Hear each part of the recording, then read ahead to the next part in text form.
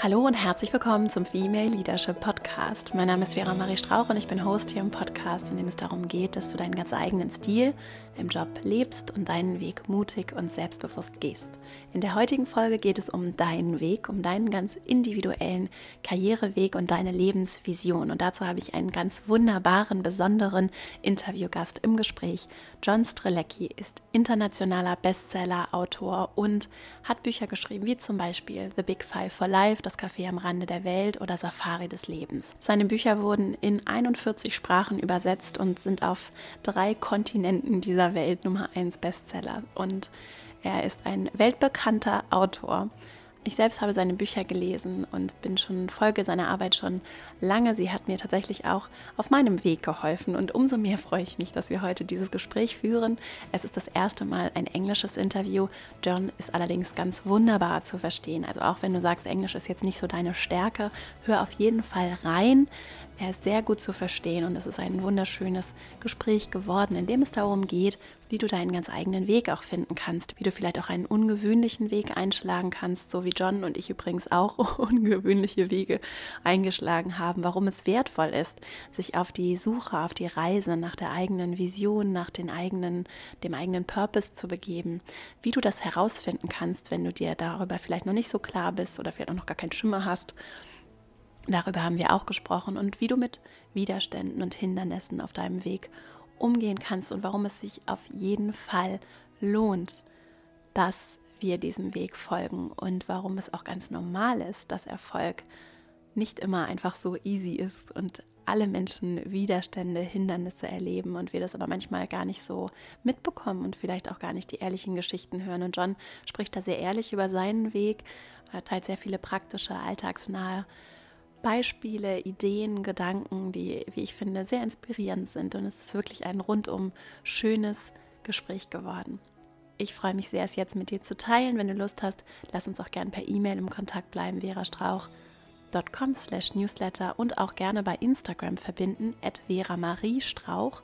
Dort kannst du mir übrigens gerne unter dem Post zu dieser Folge einen Kommentar dalassen mit deiner Frage oder mit Themen, die dich auch anknüpfend an das Gespräch interessieren, denn John hat, und das sagt er auch am Ende des Gesprächs, uns hier eingeladen, uns nochmal wieder zu treffen. Das heißt, ich würde deine Fragen, deine Themen für ein zweites Interview mit John zu einem späteren Zeitpunkt nochmal mitnehmen und aufgreifen. Und er hat gesagt, dass wir uns gerne noch mit einem Follow-up-Gespräch dann über die Themen auch unterhalten können, die für dich vielleicht, auch wenn das Gespräch nachgehalt hat und du vielleicht Punkte hast, die dich interessieren, die wir dann nochmal aufgreifen können und so noch darauf eingehen können, was dich auch bewegt. Also sieh das als ganz herzliche Einladung, dich bei mir zu melden, am besten unter dem Post bei Instagram. Dann sehen alle, was dich interessiert, was dich bewegt und was vielleicht auch schon gefragt wurde.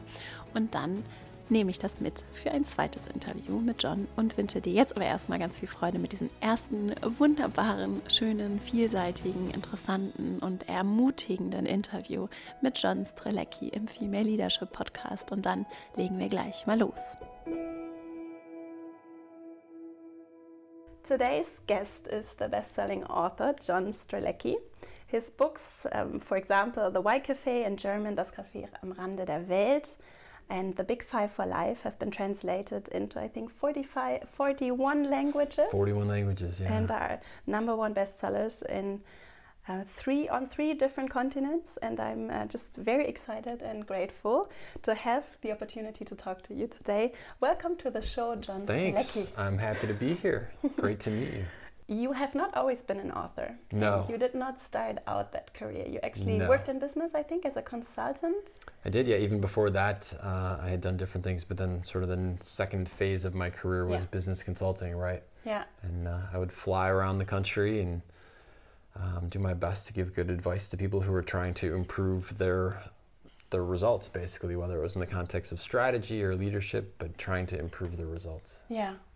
And how did it turn out that today you're an author of so many books and you're basically doing something completely different? Right? Yeah. Well, and we were talking offline, and here you are doing a podcast after leaving the world of construction. So you too know what it's like to say, okay, I'm done with that phase and I'm moving into this next phase. For me, there was a little bit of a gap in between in that I arrived at a point where, as I looked at my life and I also was in my early 30s, and said, if I keep doing what I'm doing, then 10 years from now I'm going to be like those people. And I could look at people in my industry who were 10 years older than me, and had a pretty good sense of what that life looked like, you know, the level of stress that they were under, their family life, the rest of that. And I looked at that and said, I don't think so. You know, that's not really where I want to be 10 years from now. And I had dreamed of seeing the world for a long, long time since I was a little kid. I had a little glimpse of it in my late 20s, and I swore I would never forget that. And then I went and forgot it for about 5 years, but it was always inside, and I said, I'm gonna go do that. And so through a series of unusual circumstances, I had the great opportunity to go off, and I chose. I didn't just have, because so much of life is about choosing. You chose to start your podcast, right? I mean, and this is a great life lesson, that you can have all the opportunities in the world, but at the end of the day, you have to step into the opportunity at some point, or it's just going to float right by you.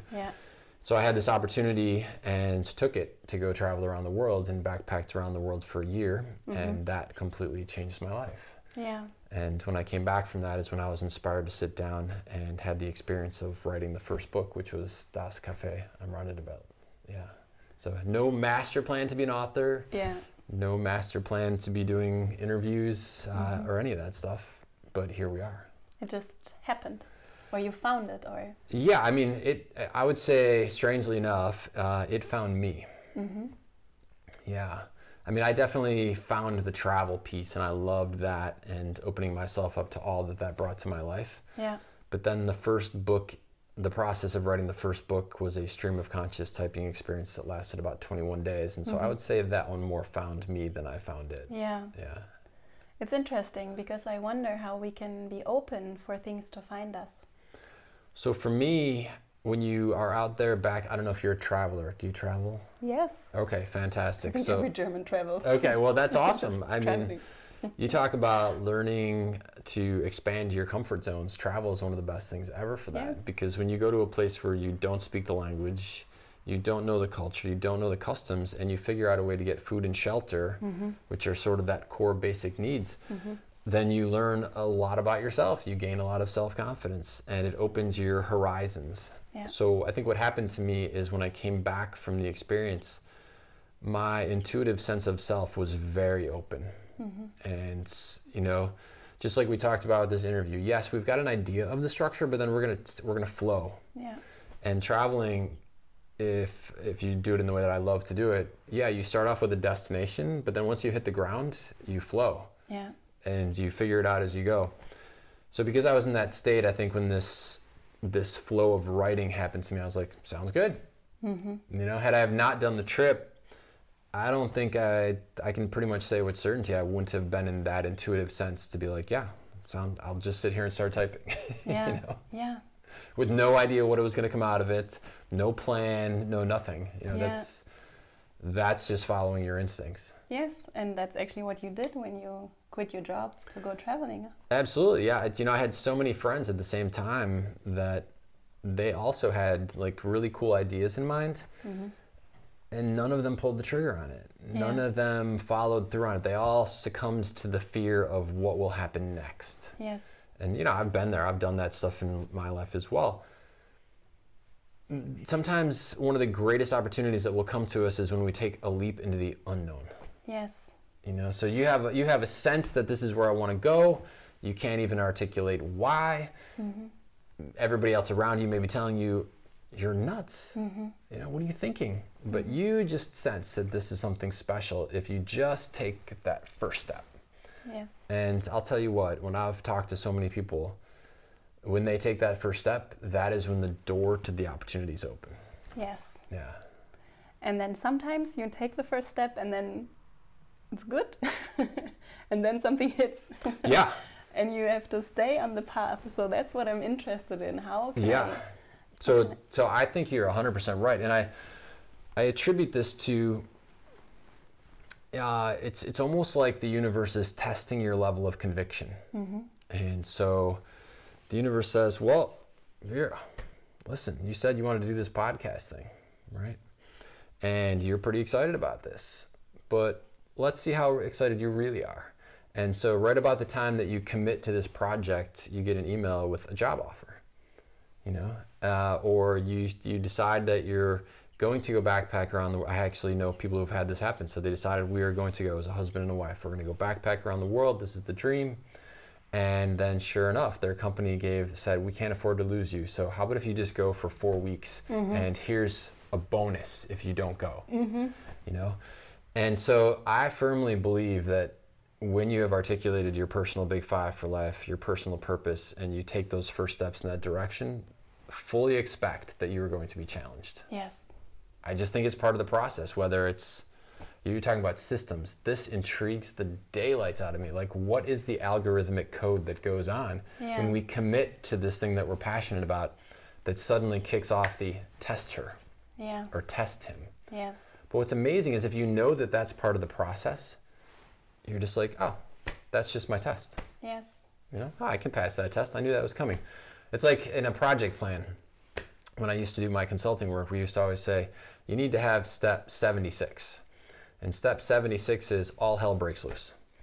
And then when you're on the project and all hell breaks loose, which it does on every project, at some point you're not thrown by it. You're just like, we're just at step 76. You know? How do we get past that? So. Yeah. So it's to expect it. Yeah. Yeah. Yeah. Expect that it's not just going to flow perfectly just because you made a decision in alignment with your heart. Yes. Good things are going to happen, but you're still going to have to deal with the ups and downs. And I think that's what, especially when we come to the definition of success. Yeah. We always see the success on the outside of other people, for example, and we think everything is going smoothly. Yes. And we don't really consider that they might have on the inside or even on the outside, but in phases we didn't see, had very rough phases and challenges as well. Yeah, I call this the VH1 syndrome. So VH1 used to do these specials where they would take an artist and in 30 minutes they would tell you their entire life story. And so you'd see, you know, Britney Spears go from being a little kid singing on a stage when she was 4 up until the rapid rise to celebrity status and then the crash down from that. Yeah. And so you would think in watching that, like, oh, that's all it takes is 30 minutes of effort and you're going to rise to the pinnacle of your success. But you're right. What you don't see is all the countless hours of practice in the background. You know, the traveling the world behind the stage, sitting there for days and days and days in different cities around the world, waiting to go and do your set of 2 hours. Yeah. But in the meantime, you had no privacy. I mean, all of that stuff is sort of hidden. Yeah.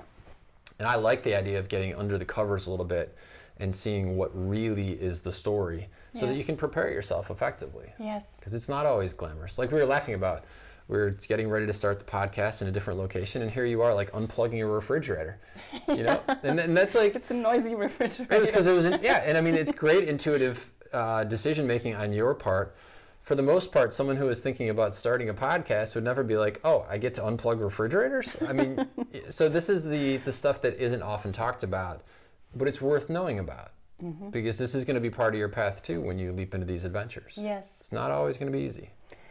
So at that point, I would really like to go to your concept of the big five for life, because I think it helps if you have a strong motivation and you really know why you're doing something. Absolutely. So that the challenges and the things that are not going so easy in the universe testing you is not a problem, or not, at least not such a big problem. It's less of a problem. You're right. I was doing an event the other day and I was laughingly talking to the audience and we were having fun, and I was talking about how, imagine if you were the very first person to ever bungee jump. Right? I mean, the very first one ever. But if you were in a line of 50 people and you were number 46, totally different experience. Yeah. Because you've watched all these other people successfully do it, survive it, and now you're like, all right, well, it's still pretty far down there, but everybody else made it, so it's okay. And so the takeaway from that is when you've figured out your big five for life, and these are the 5 things that you most want to do, see, or experience, one of the most awesome next steps you can take is to identify who has already done, seen, or experienced it. Yes. And to learn everything you can about them, and not just the glossy brochure aspects of it. Learn all the details. Learn all the challenges, learn all the obstacles and the way in which they overcame the obstacles. Because then you're more like person number 46 in the bungee jump line. Yes. As opposed to number 1. Yeah. And no matter what is on your big five for life lists, I can pretty much guarantee somebody has already done, seen, or experienced it. If not exactly it, then certainly something close to it. Yeah. So that's when I follow them. I think a lot of people have trouble finding them in the first place. Yeah, although we live in a world where technology connects us to everybody and every story. Yes. If you're like, what's an example of something that is part of your Big Five for life constellation? It's a lot of things. I actually have trouble narrowing it down to Okay, five. well, we can talk about that. So let's use your podcast as an example. Yeah. So you said at some point, I'm going to take this leap into the unknown. I want to become a podcaster. Mm-hmm. And so if you got on Google and typed in podcast and typed in the city where you live, it would instantly spit out every podcaster who is located geographically where you are. Yeah. And if you expanded your search to be Germany or German speaking, you'd find everybody in Germany, Austria, Switzerland, surrounding countries that have border populations. And so technology enables us these days to find your who's at a speed that is just unprecedented. Yeah. So my example is I have too many things, at least more than five. I think a lot of people might, when they're completely newly introduced into this concept, right, they might think, I don't know what my dream is. I don't know what I want to experience. I've been following what other people expected of myself. Right. Oh my God, this is maybe even very overwhelming. And especially if you're maybe a little bit older, you think, oh God, I missed out. So I think there might be also internal, blocking things. Yeah, it can happen over the years. So like maybe 10 years ago or so, I started to get so many requests from people saying, would you help me with this process? That I spent a dedicated month in the same flow state as we were talking about with the first Café book, just asking myself, what questions would I ask this person to help them bring that forth? Yeah. Because I really do believe at this point that every single person does know it inside of them, that the confusion and the so many different options is really because of the things you were saying. It's the people who have told you, you have to do this, or this is your path, or you can't do this part. So I do believe the answer is inside. The trick is to take away those layers to allow the information inside your unconscious to come forth. Yeah. And so what I've discovered over the years, and again, it started about 10 years ago, is I started to write down these questions. And so now people go through an experience called the Big Five for Life Discovery. And through these series of very easy to answer questions, it allows the person's mind to open up and release this information that's inside them. And it's really a spectacular thing to watch someone go from, I want to do it, I want to live my Big Five for life, but I either don't know the way or I don't know exactly what the Big Five for life are. And so my message to everybody is, first of all, it's inside you. And so trust that. And the second thing is that it's actually easier than you think. Yeah. What might be one question that I can ask myself if I'm looking? Yeah, I'll give you an example. The very first one that's part of the course is, if I was to give you 300 euro right now, where would you spend it and why? And oh, by the way, you cannot spend it on an obligation, so you can't use it to pay a bill or something like that. And if you overrule me and you still spend it on an obligation, A, you have to give me back the 300 euro, and B, the obligation is going to double. Okay. So by doing that, you force the unconscious mind into a paradigm of assistance. Because if you were in the mindset of scarcity, you might say, oh, 300 euro, I'm going to use it towards this necessity.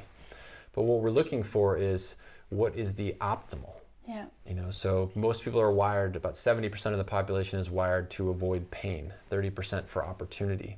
But everybody has both of those inside them. So the goal is to get your brain working on opportunity as it relates to the Big Five for life. And it's amazing what I learn about someone in that one simple question. And here's why. I find out, did they spend it on themselves or did they spend it on others? Do they buy one thing or do they buy many things? Do they buy something that is for right now or do they buy something that has an eternal use? Do they buy something that is visual or do they buy something that is tactile? When they go get it, do they get it from a place that has like incredible customer service? Do they get it from a place that has the newest and greatest things? Is it the place that they go to, is it a large place or a small place? It is amazing the clues that the unconscious brings forth with that simple little question. Very nice. Yeah. And I like what you said about the the mindset of scarcity. And it's actually something that I reflect on if I remember, basically with any decision that keeps me struggling. Because it's such a basic decision. Do I do something out of fear or not? Yeah. Right. And I think it's such a big shift that we can, that we so easily can just forget. Because it's also in our business world. It's a lot about scarcity. Look at your competitors, and I don't want to waste time looking at my competitors. Right. I want to learn from the best of the best and apply that in a way that I'm focusing on what the destination is. And find my blue ocean. But if I'm always focused on Great book, by the way. So if I'm always focusing on all the other fish out there, I need to swim out. And so I think that's a very important. Here's the thing. Have you ever seen those amazing photos from space about like the eye of space? It's these nebulas and these stars, and it's taken from a far enough distance. It's all done by the Hubble telescope.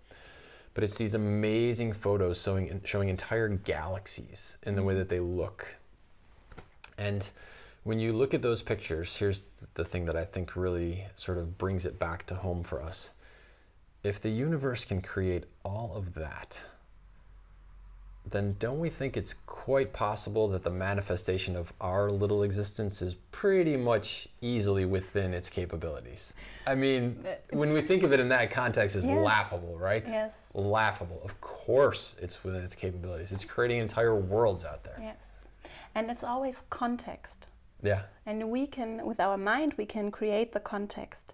And something that is very bad in one context can be absolutely irrelevant in another context. Let's talk about technology. We talked about finding your who's and the power that we have at our disposal. That's an incredible asset. At the same time, if we spend all of our free moments on there getting low-level sources of satisfaction, then we never allow ourselves to get to the point where we're asking, what do I really want? We're in like a low-grade fix, right? A tiny little buzz, just enough to take the edge of dissatisfaction off. But when we were kids, what led us to get creative in coming up with games and inventing worlds was the fact that we were bored. Yes. And now the technology can keep you from being bored, but what are you missing out on because you're not pushing for that exceptional opportunity in your life? Yeah. And not the exceptional opportunity that someone else tells you is exceptional, but that you know in your heart, this would be awesome. Yeah. So, and that might also be a very practical approach to finding the voice inside that maybe knows what my big five or seven for life are. Disconnecting from the technology and allowing yourself time to just think and process. Yeah.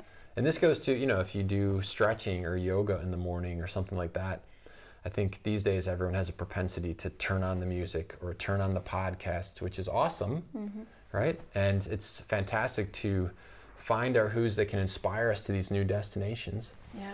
And at the same time, when you're done listening to the podcast, allow yourself some quiet time to just process and think. Yeah. And nature is great. If you go for a walk in nature, spend a little time at the ocean, that's good time. That's good introspective environments. Yeah, and it gives a different perspective and context again. Yeah. And not just the narrow context of my phone and the bubble I'm in. I know, I was just laughing the other day with somebody, we were talking about it, that I love tide pools. And I always wonder when I look in the tide pool, especially the ones in like Hawaii or other volcanic destinations where it actually creates like a little aquarium everywhere as you're walking along. And you look down and you see that little tiny crab in there and you wonder like, does he know what the rest of the world is like? Or is he just like super duper happy in his entire fish tank? And is he thinking big thoughts? Is he not? I always wonder like what we think our world is so important, but to that little dude, that's it, right? That's his world. Yeah. And maybe he's doing the same kind of things and thinking the same kind of things we're thinking, or maybe he's even more enlightened. I don't know. Yeah. So perspective, context, perspective. Yeah. Scarcity, or what would you say? What's the opposite? I'm sure there's a perfect word for the opposite of scarcity, but unlimited resources, I think, is the opposite of scarcity. Probably just unlimited is a better single word. Yes. Yeah. And also completely new things that have not been, that's something I think about a lot. Yeah. Things that we cannot imagine because they are just not existent. Right. And that have been, that today we use things with, you know, it's absolutely natural to have it. Right. And I don't know, 20, 30 years ago, no one would have even thought about using this item. Totally. And it's the same for my way of living, for example. I can also be an inspiration for others. And that's something I think can be very motivating. If I just have an idea of what could be different and I just follow it. Yeah, and so associated with that, I would say never underestimate your own creativity and your own genius. Yeah. I used to think that everybody's brain was pretty much the same. You know, so you go to school and somebody who wasn't getting good grades just wasn't studying. Yeah. And then there were classes that I didn't do well in and I didn't like those classes, so I didn't study as much. But the truth was that there was also elements of those classes that my brain just didn't understand it as well. And, you know, like chemistry, gosh, it didn't matter how much I studied, I couldn't get a good grade in chemistry. I just couldn't understand it in the same way that I could understand history or geography or anything that involved creativity at all. And so I would say one of the big takeaways in life is to never underestimate the genius within you. Yeah. Everybody's got something. There's that great Einstein quote, I'll paraphrase it because I can't remember it exactly, but everybody's a genius, but if you keep telling the fish it's supposed to climb a tree, at some point it's going to start to think it's stupid. Yeah. And it's so true, right? Yes. If you're a super creative person and you have a job that is nothing but detail work, at some point you're going to start to think, I'm just not cut out for life. Yeah. And that's not the case.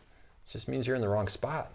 Exactly. And it takes a lot, and that's actually interesting because one thing is to find my big five for life or the things that I really care about and then develop the courage to actually follow it.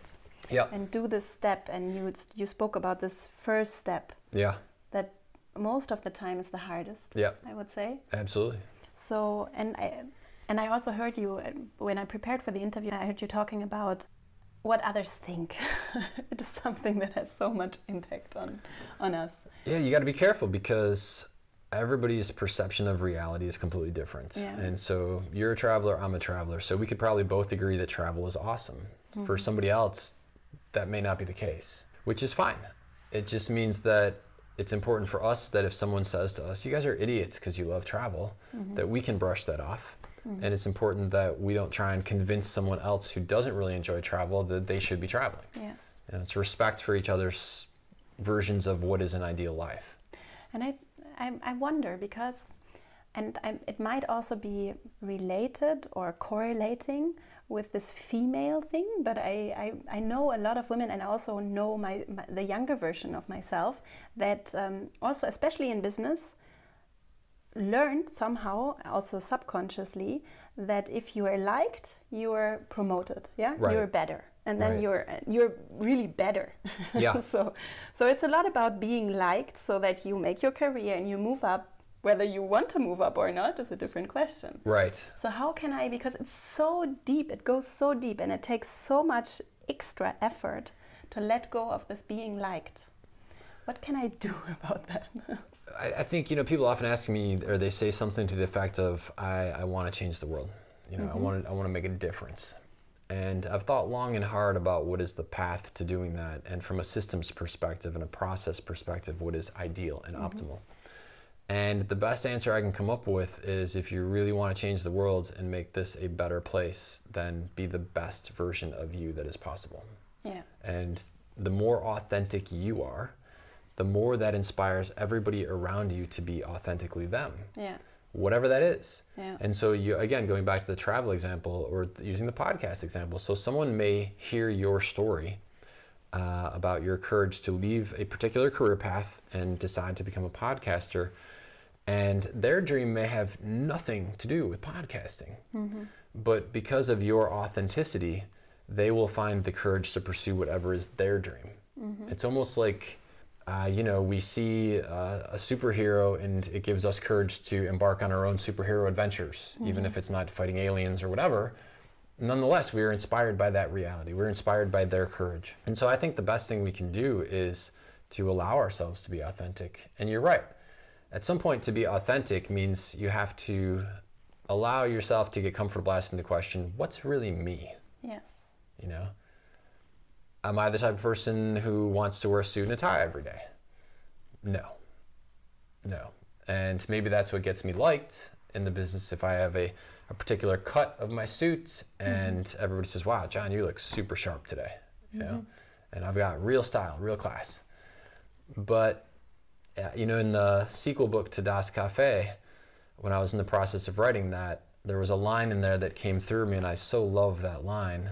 In essence, it's, I realized that I was trying to become a member of a club that I didn't even want to be a part of. And wow, when I look back on my life, how many times I've been the protagonist in that story. Yes, oh, it's so true. Yes. Right? But I think this is part of the human experience. This is part of what we grow, because, yeah, you know, we don't know what clubs we want to be a part of. Yeah. If we're not careful, we end up trying to fit into those clubs for the rest of our life. But at some point, when we start asking these questions of ourselves, why am I here, from the Das Café book, then you can say, wait a minute, I'm not really too keen on that club over there. I can stop dressing like this. I can stop buying those things. I can stop acting that way, because I actually want to be a part of that club instead. Yes. And sometimes it doesn't have to be one club or the other. It can also be and that might be easier for some people, a smooth transition or just trying something on the side. Yeah. And also what I find very interesting is to look at the club and realize that I'm also someone who's shaping the club. I'm not someone who's just there wanting to belong and sitting at the table, and there are, in my case, only men. Yeah. All dressed the same, and then myself. Yeah. Yeah. So, but I'm also designing the energy, the dynamics, the customs, absolutely, the rituals, and I can redesign them and redefine them. Yeah. And I think the key takeaway there is that we are always co-creating, whether we acknowledge it or not, either by acquiescing to someone else's norm or by voicing an alternate opinion. Either way, we're still always co-creating. Yes. And so we have a great opportunity to shape our lives in whatever direction we want, really in any environment that we want. And going back to our earlier part of the discussion, it may not always be easy. It's certainly possible. One of the other things I love is this idea that we all have multiple personality order. And so, you know, how you act in a podcast interview might be different than how you act with your best friend who you've known forever. And, you know, pick your, like, what's something that you do on your free time? What do you like to do? I don't have free time. Well, what's like, I work a lot. If you're hanging out with your best friend, what are y'all doing? No, I really like to go outside and be in nature. Actually. Okay, great. Yeah. So if you're just goofing off with your best friend in nature, the tone of the discussion, the way in which you speak, all of that might be slightly different or radically different than the way you are when you're doing a podcast interview. Yeah, absolutely. And these are all legitimate parts of who you are. And so instead of the world trying to pigeonhole you into one little category, it's fine to say, I'm a multifaceted person, and these are multiple parts of my personality order. Many faces. Yeah, totally. We have many faces. Yeah. And that's absolutely okay. And they can also change over time. Yeah. Let me tell you, I'm a dad now. And when you're a dad, if you embrace, and it's probably any parent actually, but so when you're a parent, if you allow yourself to really enjoy the aspect of parenting, you are going to allow yourself to turn into a complete goofball with your kids. You know, and the way you act when your kid is 2 or 3 years old and you're playing with their stuffed animals is probably not the way you're acting when you're at work. Yeah. And that's okay. Yeah. That's okay. That's just all part of you. I want to find my big five for life, but why actually? Why would I need them? Maybe you can talk a little bit about the museum concept. Sure. Yeah. So the Museum Day concept is something that I introduced in the original Big Five for Life book. So there's a Big Five for Life, and then there's a sequel to the Big Five for Life story, which is the second Big Five for Life book. And in that first one, I talk about this idea that imagine if every moment of your life was recorded. Everything you did, everything you said, all the ways you spent your time. And towards the end of your life, a museum was created based on these things. And there would be videos and kiosks and pictures and dioramas, all this kind of stuff showing you how you spent your life. And if you chose to spend 80% of that life at a job that didn't bring you joy, then 80% of your museum would be dedicated towards that. And there would be these pictures and videos and kiosks. And if you loved hanging out with your friend in nature, but for whatever reason you only spent 2% of your time on those loves, then only 2% of your museum would be dedicated towards that. You know, maybe just a couple of pictures. And imagine what it would be like to walk your personal museum. How would you feel? What would you see? And then the really big aha part of that is, imagine if heaven or the afterlife, or however you perceive this to work, actually consists of you being the tour guide for your own museum for all of eternity.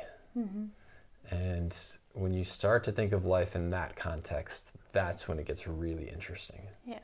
Yeah, I've had so many readers come up to me and tell me that was, like, that concept is what really caught me.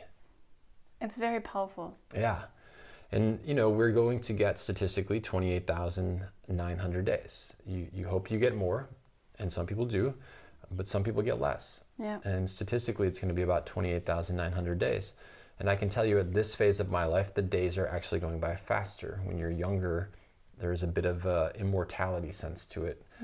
But it speeds up as you get older, because you realize that the end is getting closer. And so the Big Five for life enables you to have direction as it relates to what would I like to have in my museum. Yeah. It's like, a really cool analogy is, if you were deciding to go on vacation, and vacation was going to start Monday, would you pack snow skis or would you pack snorkel gear? Are you packing sunscreen or are you packing snowshoes? Are you packing gardening supplies because you're going to go spend a week on an organic farm? Or are you packing the parachute gear because you're going to go jump out of an airplane? I have no idea, and neither would you, unless you knew this is where I'm going. Yes. And imagine how frustrating it would be if your ride was going to pick you up at 9 a.m. on Monday morning, and at 8:50 you still had no idea where you were going or what you were going to do on vacation. How would you pack?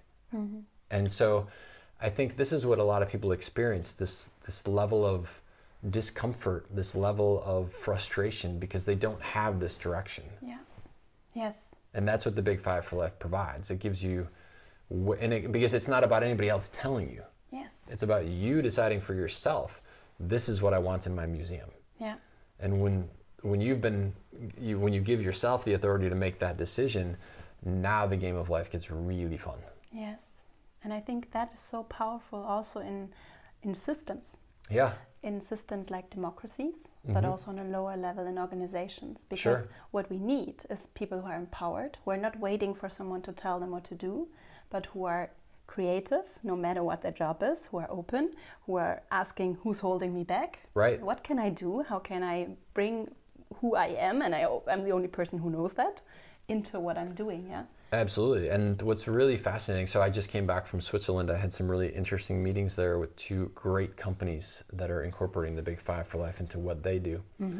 And they showed me some of the materials. So my team is helping them identify where, from a process perspective, an operational perspective, are some of the things that you can work with to help align this idea with your organization. Yeah. Such as, does the organization have a purpose? Yes. And that sounds so like, well, of course it does. Really? Because there's a ton of organizations out there that the individuals who work there really couldn't articulate for you what it is. And even the senior leadership probably couldn't articulate what it is.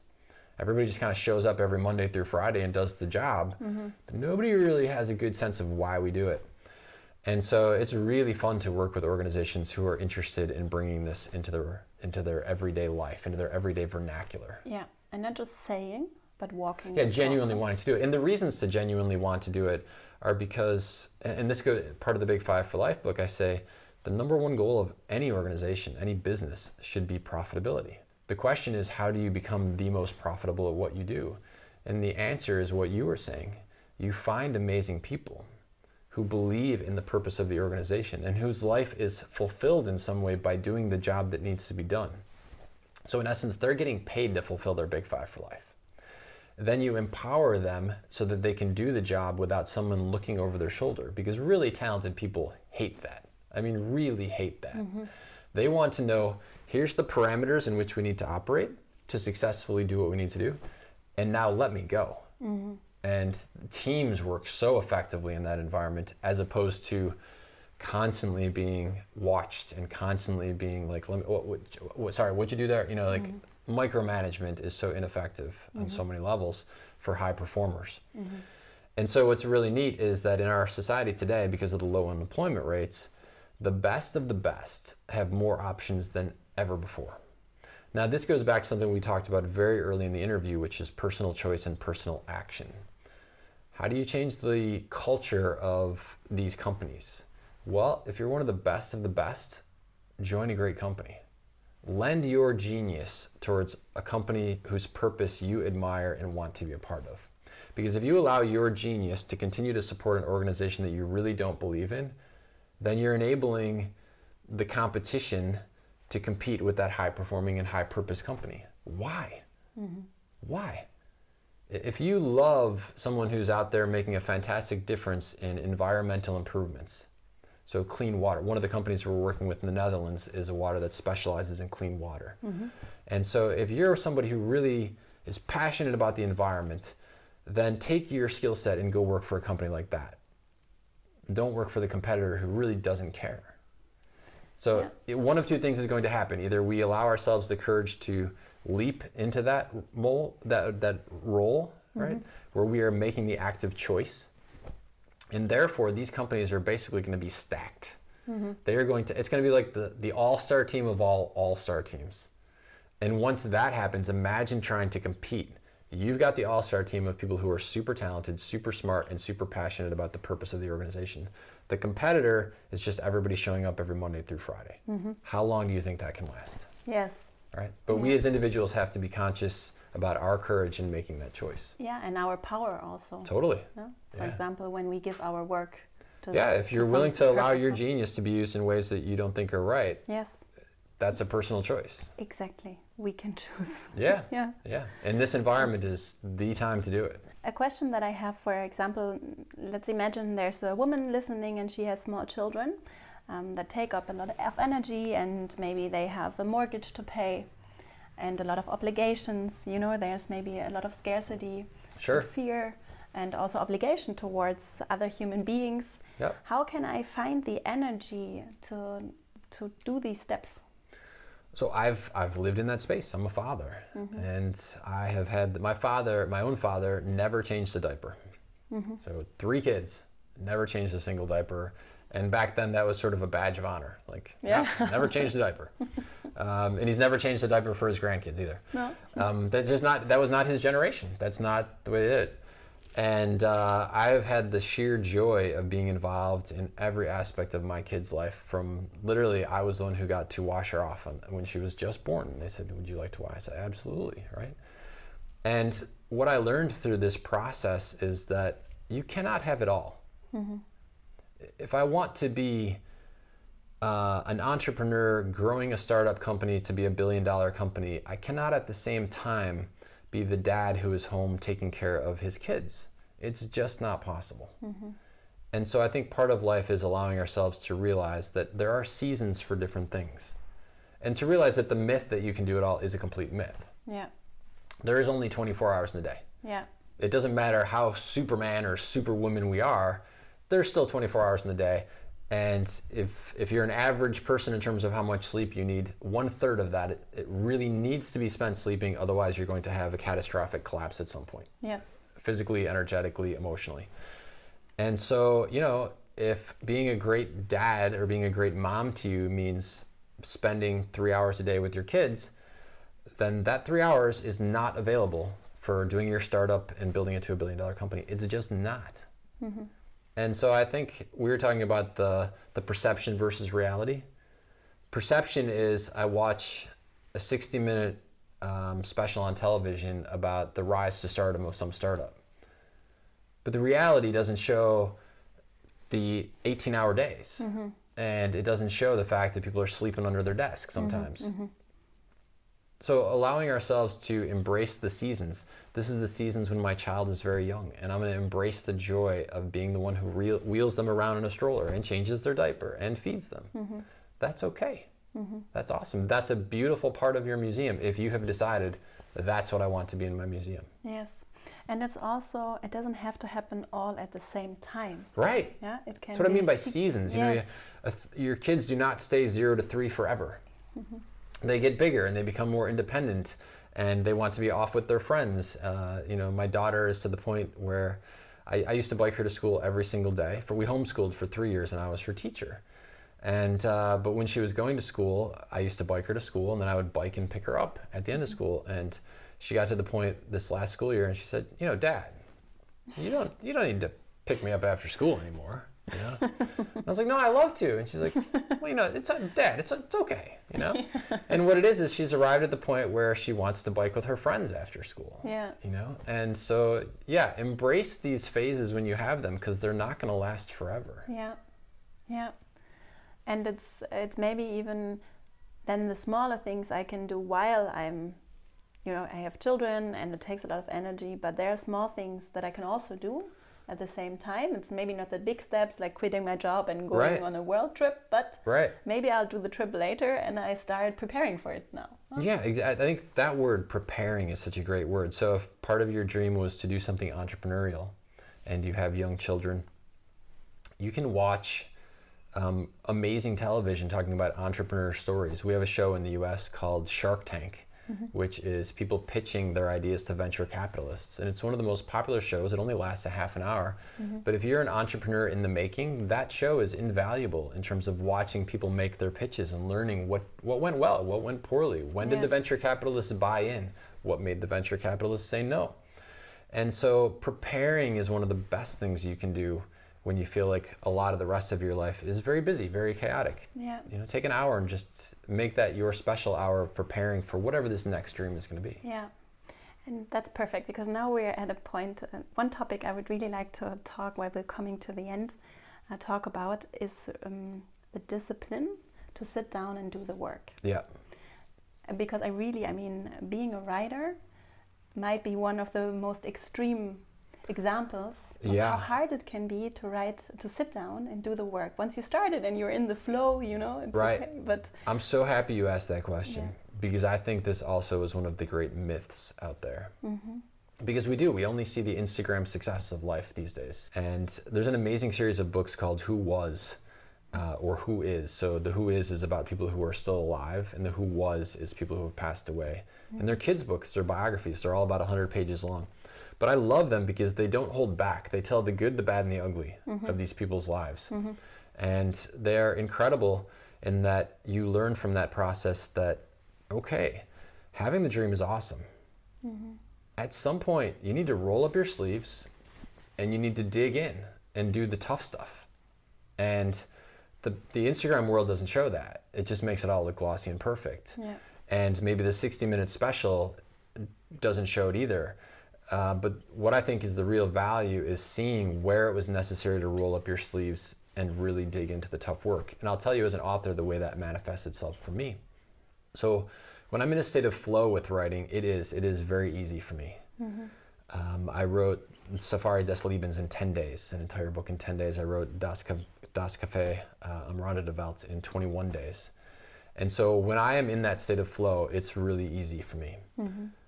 But when the book is done, now comes the time when I really have to roll up my sleeves, because now it's editing time.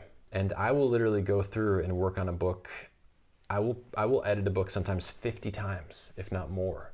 Where that means going through until I am happy with every single word, every single sentence, every single paragraph. And that's not always easy. You know, you're trying to find the perfect word. You're making sure that you didn't just use that word somewhere else. And then every time you make an edit, then you have to go back through to the paragraph above and start reading, because the brain wants to just drop in something. But you need to make sure it flows beautifully now throughout. That is painstakingly hard work.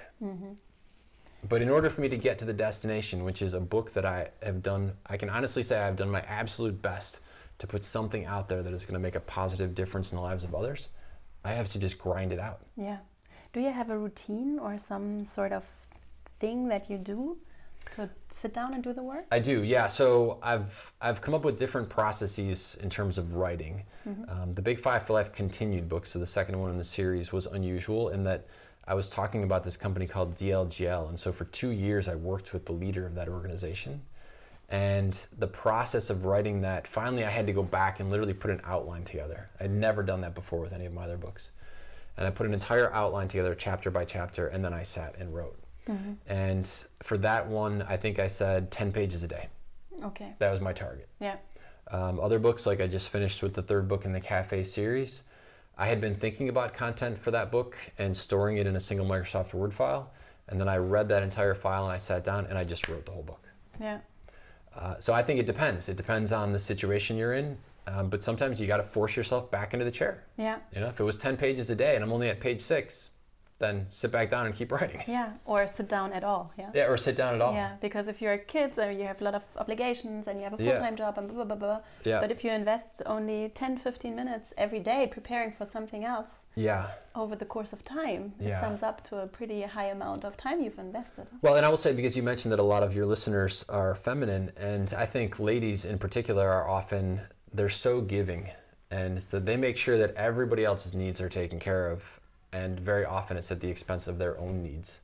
And so one of the things to allow yourself is, 10 to 15 minutes is fine, but from a creativity standpoint, I couldn't start writing in 10 to 15 minutes. Yeah. I need to have had a block of time that's an hour long that is dedicated towards that. And so I would say for the ladies who are listening, that allow yourself that block of time. You deserve it. It's what keeps you sane. It's what keeps you you. Yeah. And if that means calling on your partner or spouse and saying, listen, I just want to put this on the life calendar that every Friday at 7 is me time. Yeah. Fantastic. Yeah. If it's asking a best friend, hey, can you watch the kids on Thursdays after school just for a couple hours? Very often when we're givers, we have an easier time helping than asking for help. But you know what? The reason we enjoy helping people is because it makes us feel good. And other people like to feel good too, so let them help you. Yes. And love is not only giving, but also receiving. Absolutely. It's both. Absolutely. Yeah.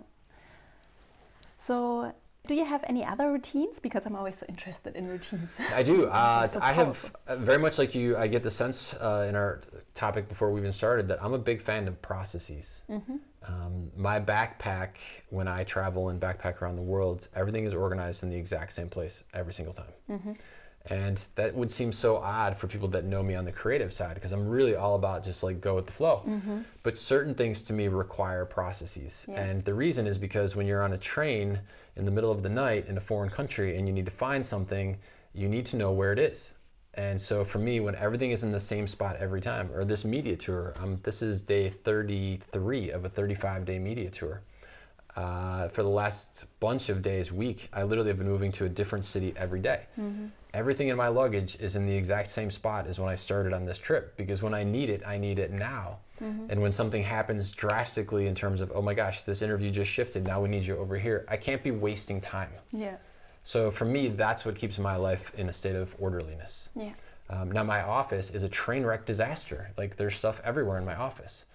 So I think it's about finding where you need structure and where you are fine with no structure. Yeah. But I get up every morning, I have a super big glass of water. I think one of the most important things I've learned about health over the years is the power of hydration. When you feel lethargic and you can't get yourself to sit down at the computer, a big piece of that might just be that your cells are very underhydrated. And so starting off the day with a huge glass of water, hey, you're good for the next bunch of hours. Yeah. Right? But ideally, you want to be throwing down a certain amount of water every single hour.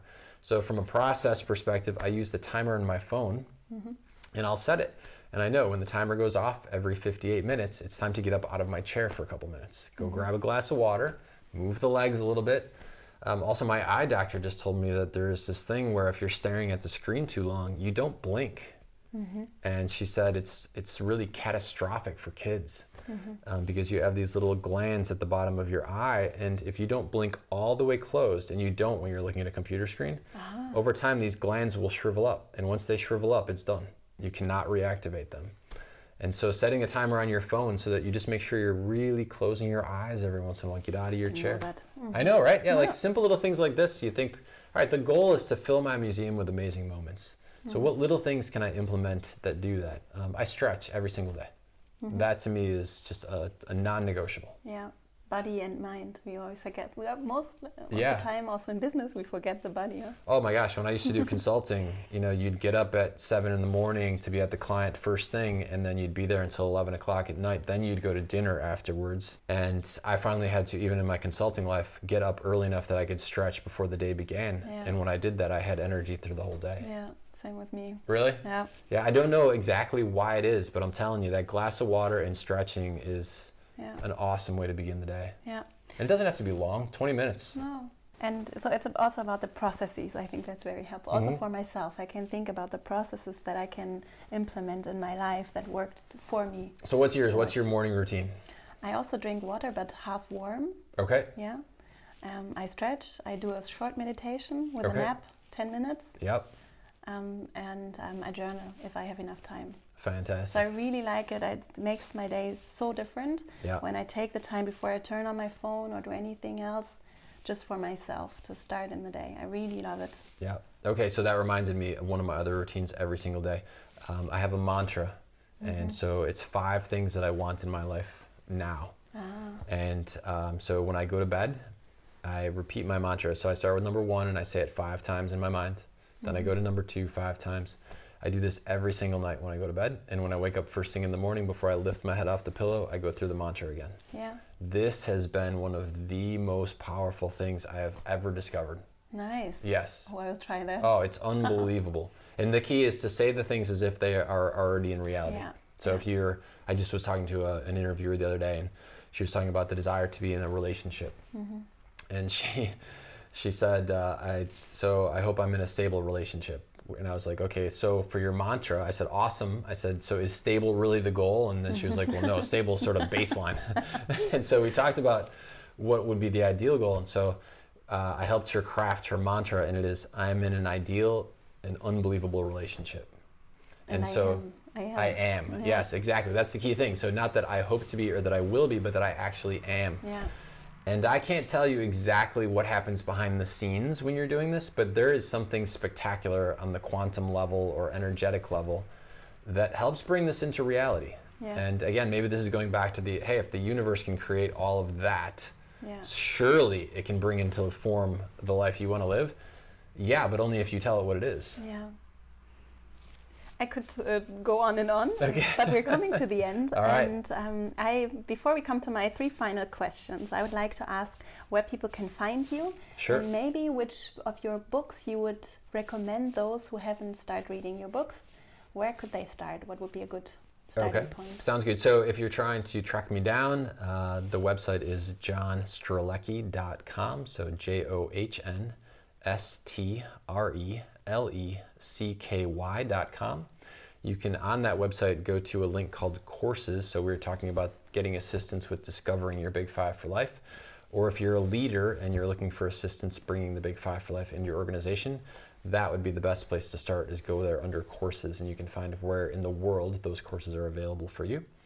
You can find me online at social media, so absolutely. So if you go to johnstrelecky.com, you can certainly find my social media links, but I am on Facebook and Instagram and those kind of things.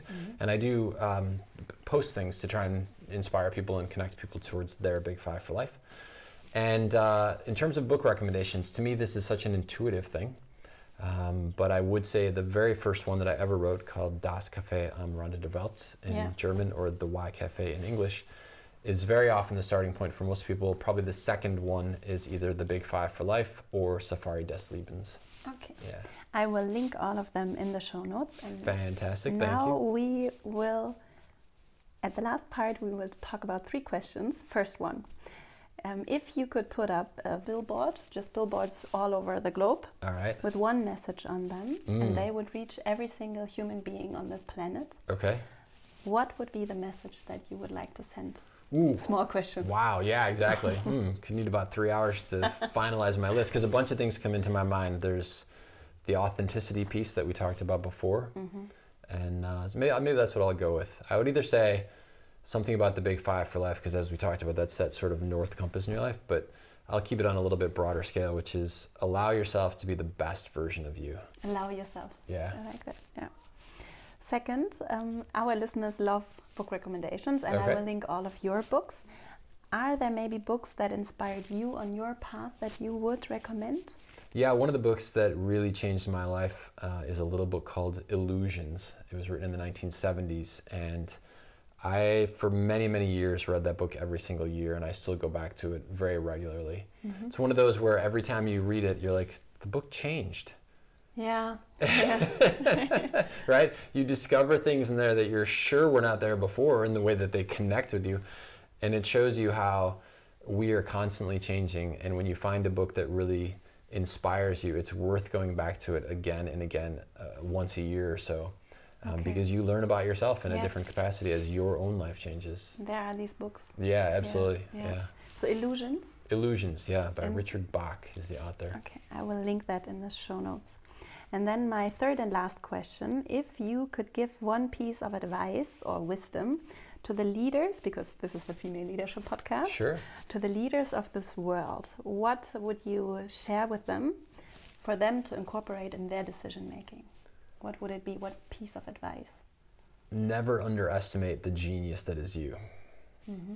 I think it's very easy often to think that someone else has the answers, and maybe even to question our own capabilities or our own value.